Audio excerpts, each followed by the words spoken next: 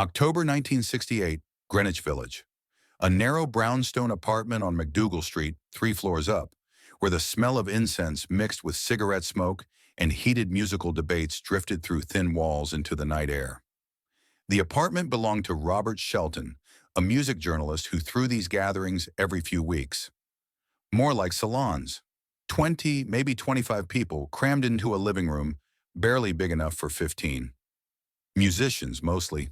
Some writers. A photographer or two.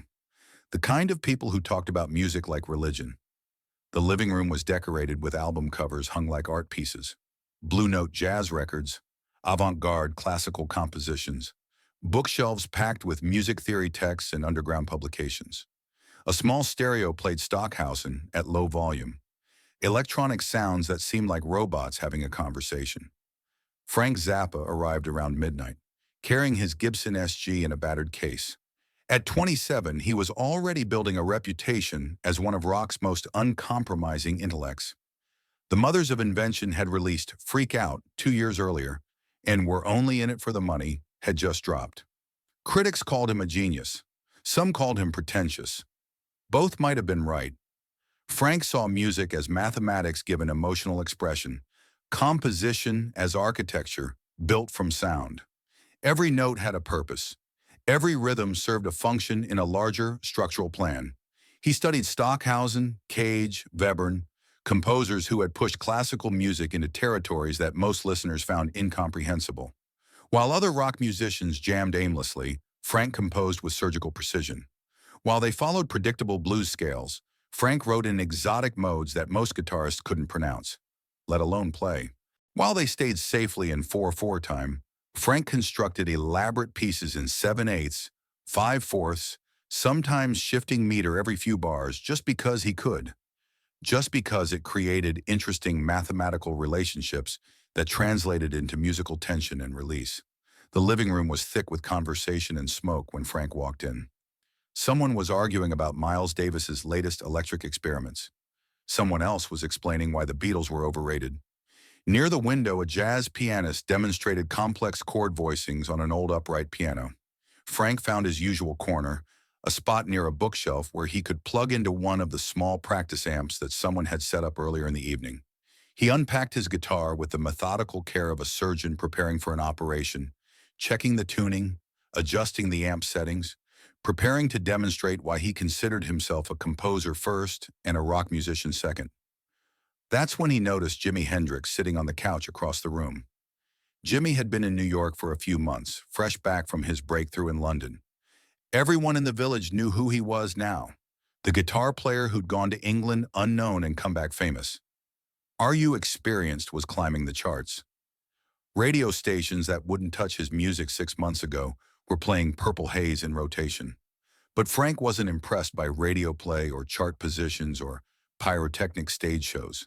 He was impressed by musical intelligence, by compositional sophistication, by the kind of deep structural understanding that separated artists from entertainers. And from what he'd heard, Jimi Hendrix was all flash and volume and psychedelic theatrics. Great showmanship, maybe. Undeniable stage presence. But music, real music, that required discipline, knowledge, years of study, understanding of harmonic structure, and rhythmic complexity. Frank had heard Jimmy's records, of course. Hey Joe! Purple Haze! The Wind Cries Mary! They were catchy enough.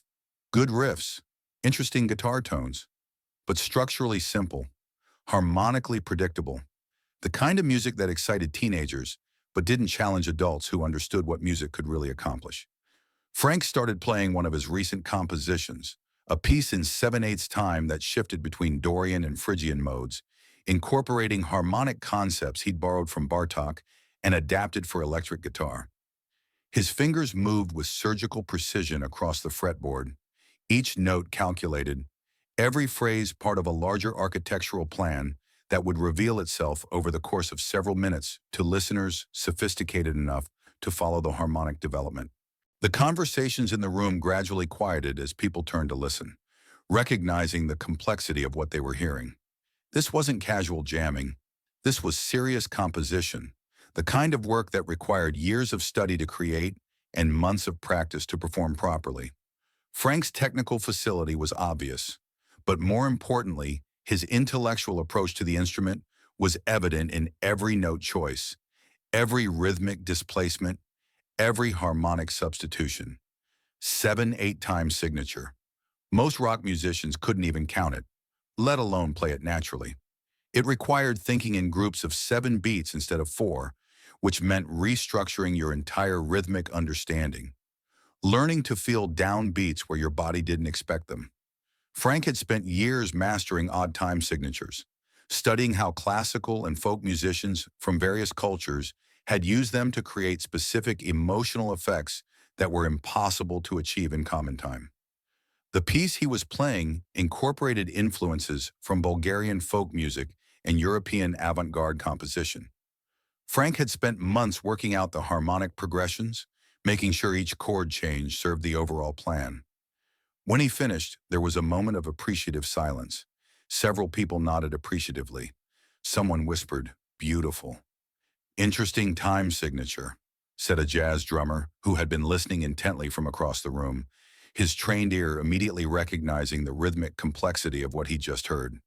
7/8, Frank replied, adjusting his tuning pegs with the methodical precision of a scientist calibrating an instrument. Most rock musicians can't handle anything more complex than 4/4. They hear odd meters and their brains just shut down. They can't process rhythmic information that doesn't fit into predictable patterns. He said it loud enough for the room to hear. Loud enough for Jimmy to hear. There was no malice in his voice, but there was definitely challenge, the confidence of someone who genuinely believed that most popular musicians were intellectually limited, trapped by their own lack of formal training, unable to access the deeper possibilities that music offered to those who approached it with serious intent in disciplined study. Jimmy looked up from the couch where he'd been sitting quietly, nursing a beer, seemingly lost in his own thoughts. He'd been watching Frank play with mild curiosity, the way someone might watch a complicated chess game they didn't fully understand. His white Stratocaster was leaning against the wall nearby, but he hadn't touched it since arriving. He seemed content to listen, to observe, to let others demonstrate their skills while he remained quietly in the background, absorbing the musical conversations happening around him. "You play odd time signatures?" Frank asked Jimmy directly, his tone carrying the subtle condescension of someone who already knew the answer, who was asking more to make a point than to gather information. "Sometimes," Jimmy said softly, his voice barely audible above the room's ambient noise. "Like what?" Jimmy shrugged, a gesture so small it was almost invisible. "Depends on what the song needs." Frank smiled slightly, the kind of smile that wasn't quite friendly, that carried implications about the difference between professional musicians who understood theory and amateur enthusiasts who played by ear. Most rock players say that. Then you ask them to actually play in 7/8 and they fall apart completely. They can't feel it. They have to count, and when they count, they lose the music. They become so focused on the mathematics that they forget about musical expression. The room's energy shifted perceptibly. Everyone sensed something building. Frank Zappa, the intellectual composer, and Jimi Hendrix, the psychedelic showman. Two completely different approaches to the guitar, to music, to the very idea of what rock could be. It was a confrontation between formal training and intuitive talent, between classical discipline and blues-based improvisation, between cerebral composition and emotional expression. 7/8 is mathematical, Frank continued, warming to his subject with the enthusiasm of a professor who had found an opportunity to lecture. You have to understand the structure intellectually before you can feel it emotionally. You can't just feel your way through it like you can with a 12-bar blues progression.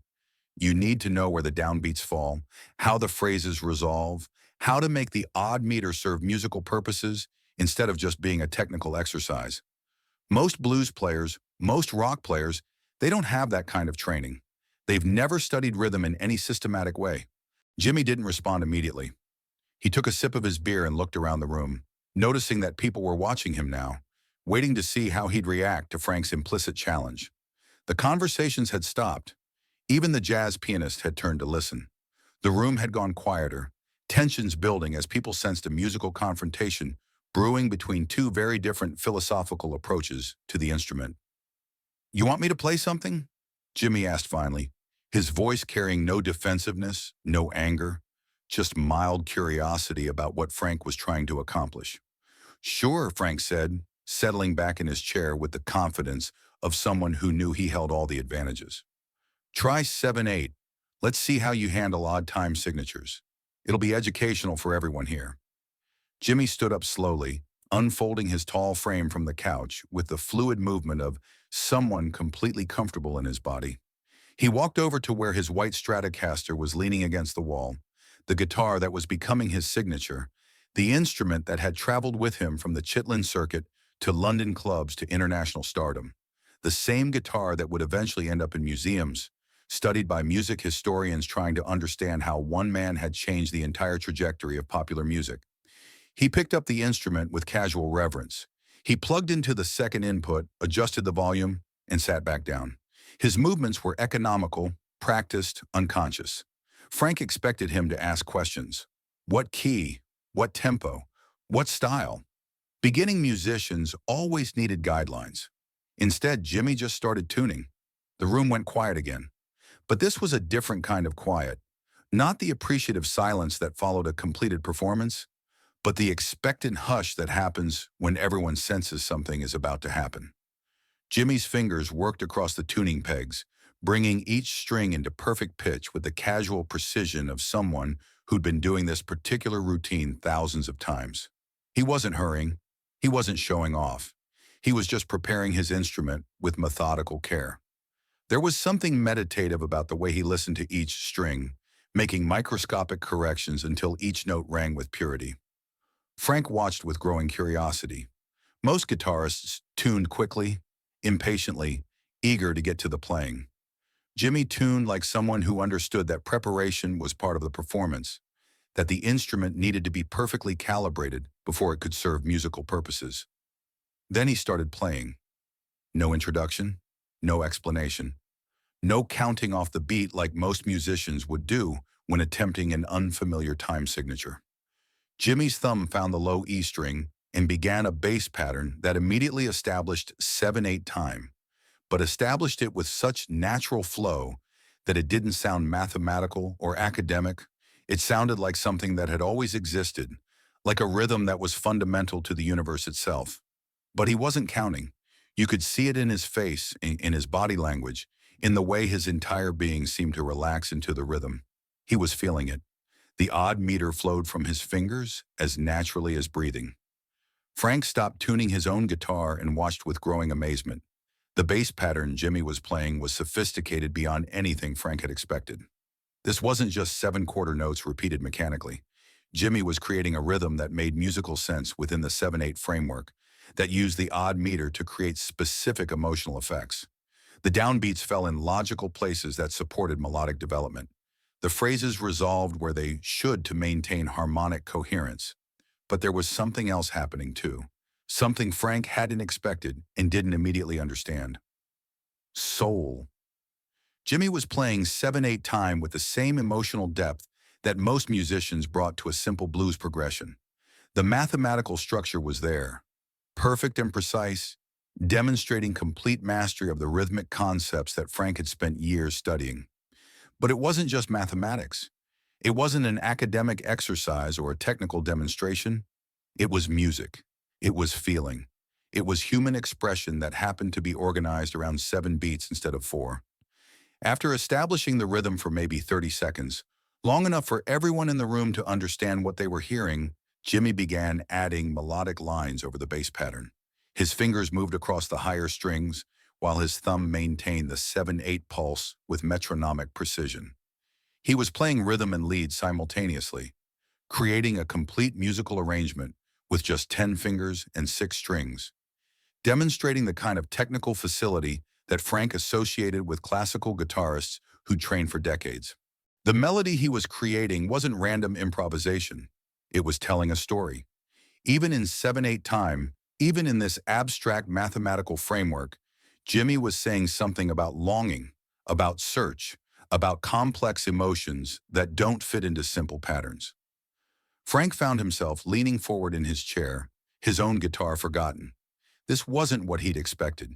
He'd challenged Jimmy to play odd time as a kind of test, a way to expose the difference between intuitive playing and genuine musical knowledge, between feeling and understanding, between entertainment and art.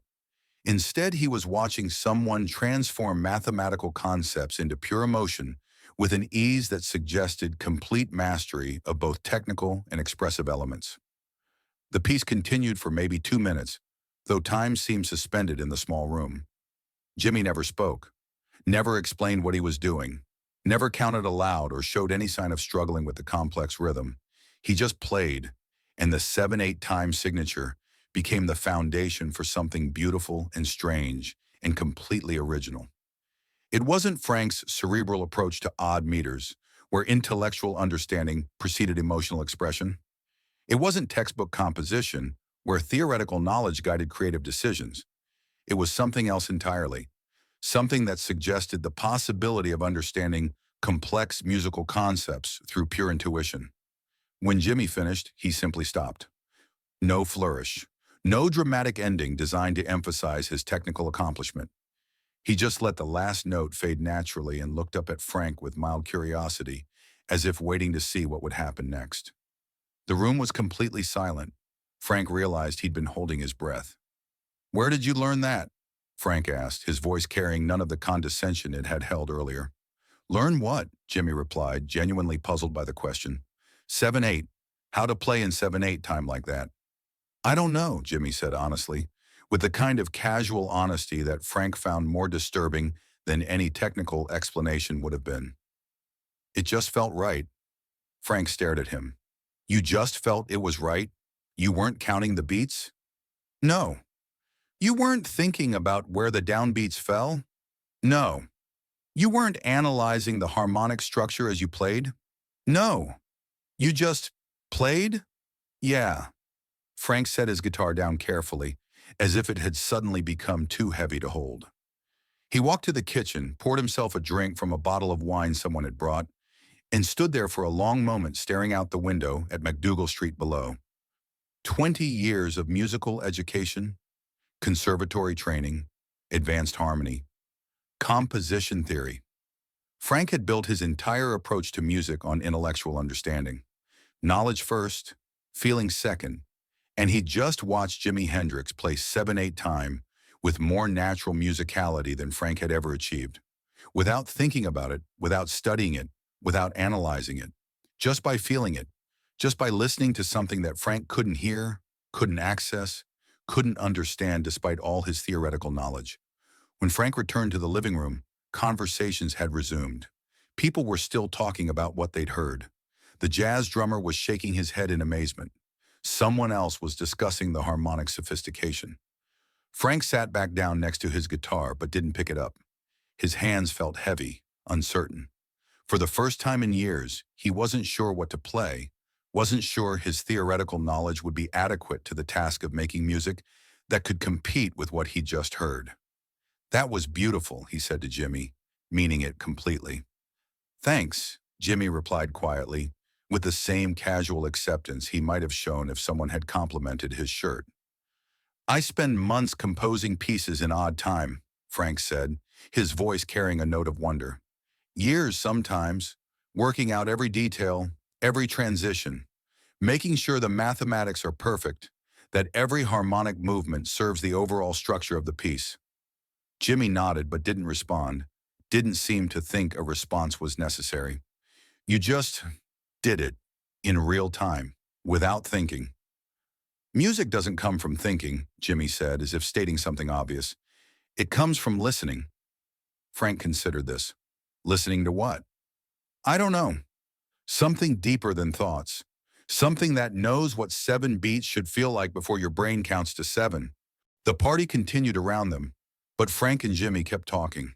About time signatures, about composition, about the relationship between knowledge and intuition, about whether understanding music intellectually helped or hindered the process of creating it. Frank found himself asking questions he'd never asked before. Not about technique or theory, but about the source of music itself, about where musical ideas came from. "Do you read notation?" Frank asked. Some, Jimmy said, but not much. I read rhythm better than I read pitch. How do you learn new pieces? I listen. I find where the music wants to go. But how do you know where it wants to go? Jimmy thought about this for a moment, as if the question had never occurred to him before. Same way you know when you're hungry, I guess. You just feel it. The music tells you what it needs. Frank had spent his adult life believing that music was a language that could be learned, mastered, controlled through study and practice. Scales to be memorized, chord progressions to be analyzed, rhythmic patterns to be practiced until they became automatic. Jimmy was suggesting it was more like breathing, something that happened naturally if you got out of your own way, if you stopped thinking long enough to hear what was already there. They played together for another hour, Frank suggesting complex time signatures and harmonic structures, Jimmy finding each one immediately, not by counting, but by listening to the internal logic of the rhythm. Frank would play a chord progression in 5/4 time, and Jimmy would respond with lines that made perfect harmonic sense, without following any theoretical rules Frank recognized. By the time people started leaving, around 3 in the morning, Frank's entire understanding of musical intelligence had been revolutionized. He'd met someone who could do everything he could do, and more, without formal training. In the weeks that followed, Frank found himself practicing differently. Instead of working out compositions on paper before touching his guitar, he started by just playing, feeling for rhythms before analyzing them, trusting his fingers to find melodies before his brain mapped them out. In interviews, Frank would sometimes mention that night, never with full details, never naming Jimmy specifically. But he'd talk about learning that knowledge and intuition weren't opposites. They were different kinds of intelligence that could work together. I used to think musical sophistication meant complexity, Frank said in a 1975 interview with Rolling Stone. The more theoretical knowledge you could pack into a composition, the better it was. Then I met a musician who could play the most complex rhythms as naturally as walking, without thinking about them at all. It made me realize I'd been approaching music backwards. Theory should serve music, not the other way around. When Jimmy died in September 1970, Frank was recording at a studio in Los Angeles. Someone brought him the news during a break. Frank didn't say much at the time, just sat quietly for a while, then went back to work. But that night, alone in his home studio, Frank played a piece in 7/8 time. Not composed, not written down, just felt. A kind of musical prayer for a guitarist who taught him that the deepest mathematics of music happened below the level of conscious thought. Years later, in one of his final interviews, before his own death in 1993, Frank was asked about the musicians who'd influenced him most. He mentioned Stravinsky, Cage, Webern, classical composers whose intellectual rigor had shaped his approach to composition. Then he paused. There was also this guitar player I met once in the village. We only played together for one night, but he changed how I think about music. He showed me that you can understand something completely without being able to explain how you understand it. That intuition and intelligence aren't different things. They're the same thing, just operating at different speeds. The interviewer asked who it was. Jimi Hendrix, Frank said. He was probably the most naturally musical person I ever encountered. Not because he knew theory, because he didn't need theory. The music just flowed through him like it was coming from the source itself. That October night in Greenwich Village, Frank Zappa had challenged Jimi Hendrix to play 7/8 time, expecting to expose the limitations of intuitive musicianship. Instead, he discovered that there were forms of musical intelligence that transcended everything he'd learned in conservatories and textbooks. Jimmy never argued with Frank's theories, never defended his approach, never claimed to be better or smarter or more sophisticated. He just played, and in playing revealed that the deepest musical truths live in places that analysis can't reach. Frank learned something that night that would influence everything he composed afterward, that the greatest music happens when knowledge and intuition stop competing and start dancing together. Mathematical precision in service of emotional truth. Structure that supports spontaneity instead of constraining it.